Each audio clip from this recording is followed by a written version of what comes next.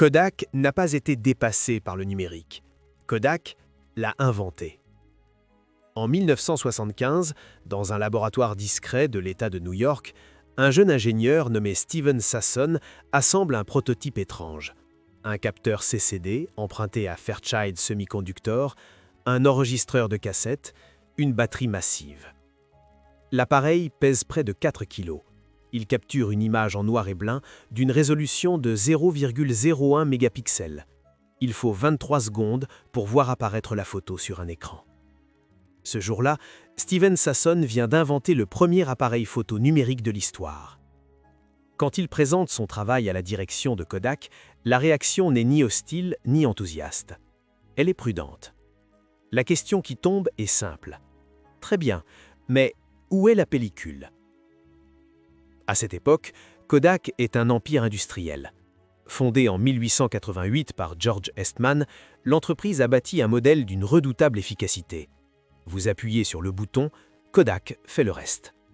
Tout au long du XXe siècle, Kodak devient un réflexe mondial, un synonyme de photographie, une marque présente dans les foyers, les journaux, les souvenirs familiaux.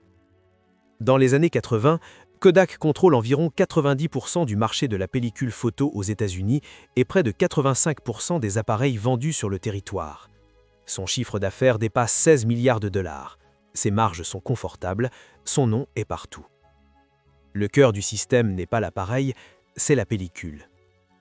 Les appareils sont souvent vendus à faible marge, mais chaque photo entraîne un cycle récurrent.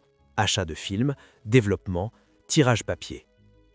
Un modèle industriel stable, prévisible, extrêmement rentable. Le numérique, lui, casse cette mécanique. Une photo numérique ne consomme rien. Pas de pellicule, pas de laboratoire, pas de papier. Chez Kodak, le danger est immédiatement compris. Les dirigeants savent que la technologie fonctionne. Ils possèdent les brevets, ils ont les ingénieurs, ils ont même une avance historique. Mais ils voient aussi ce que cette innovation détruit. Le numérique menace directement la principale source de profit de l'entreprise. Alors Kodak fait un choix silencieux. Ne pas accélérer, ne pas se précipiter, attendre. Officiellement, Kodak explore le numérique, mais internement, les projets avancent lentement, très lentement. Pendant ce temps, le monde change. En 1981, Sony lance la Mavica, un appareil photo électronique, sans pellicule. La qualité est médiocre, mais l'idée est là. Dans les années 90, Canon, Nikon et Fujifilm investissent massivement. Les capteurs s'améliorent, les coûts baissent, les usages évoluent. Kodak continue de croire que la transition sera progressive, que la pellicule survivra, qu'il y aura encore du temps. En 1996, Kodak atteint un sommet historique. Près de 145 000 employés dans le monde, une marque classée parmi les plus puissantes de la planète. Mais les signaux faibles sont déjà visibles. Les ventes de pellicules stagnent. Les jeunes générations impriment moins. Les marges commencent à s'éroder.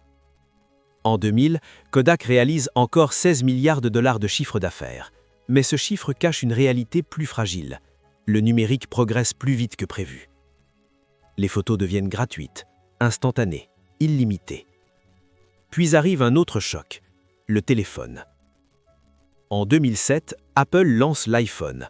La photo n'est plus un acte réfléchi, elle devient un geste automatique. Des milliards d'images sont prises sans coût marginal. Kodak tente alors d'accélérer. L'entreprise se repositionne sur les appareils numériques, les imprimantes et les services photo en ligne.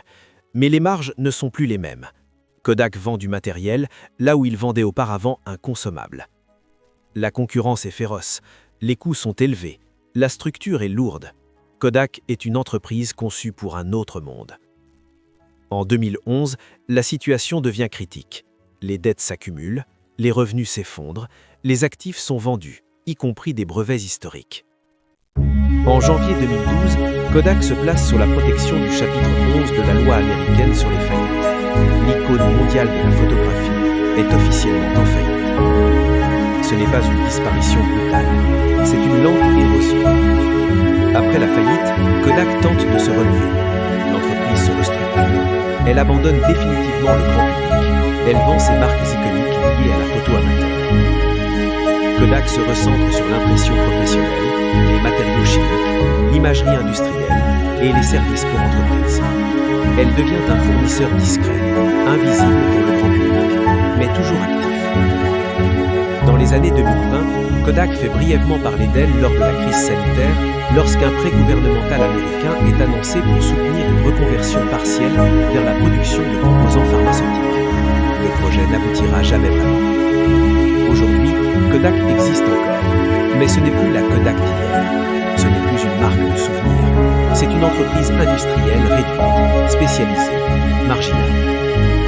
Ce qui rend l'histoire troublante, ce n'est pas l'erreur technologique. Kodak avait vu juste très tôt. Mais l'entreprise a confondu vision et action. Elle a compris le futur sans accepter d'abandonner le présent. Le problème n'était pas l'innovation, c'était le succès. Kodak n'a pas été aveugle. Il a hésité.